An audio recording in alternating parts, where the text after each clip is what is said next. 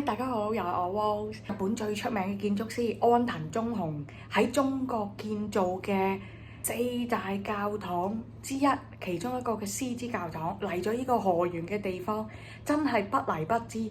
我去大陸咁多地方，未去嗰陣時啊，唔好意思啊，我以為貴州跟住大理啊係山卡拉啊嘛，點知呢，我嚟咗呢個中國廣東省啊河源嘅地方呢，先發覺原來呢個係真正嘅山卡拉咯。唔好意思啊，唔查佢資訊呢，睇下邊嗰啲留言都講話係18線城市咯。但係嗰啲人呢，真係超級好，我遇到嗰啲河源人呢，都非常淳樸友善。不過呢，就係呢度呢，真係地方太大啊，地小欺廣，可能有啲似老美啊，就係地方大，但係嘢又少，真係鳥不生蛋嘅地方。冇車絕對唔掂啊！我唔打車㗎嘛，都變成係要打車嘅人啊！一路都係空曠㗎，自己一個行真係有啲淆底咗。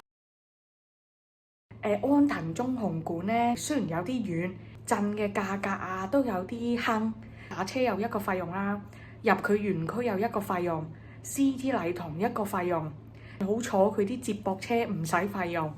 哇！真係咩都係費用啊，係有啲坑啊！去到呢，就真係有啲唔話後悔嘅，即係見識嗰啲安藤忠雄最勁最後嘅收官作品，算係一般般值得啦，就係咁樣啦。但係就係嫌有啲遠，就係呢個地方係啊，真係山卡拉。我一睇到呢個地方，我即刻覺得哇，唔怪得知主席我哋係發展中嘅國家啦。睇到呢啲地方係真係發展中國家啦。雖然依家我哋係製造大國，但係見到呢啲地方都真係令我諗起係發展中國家。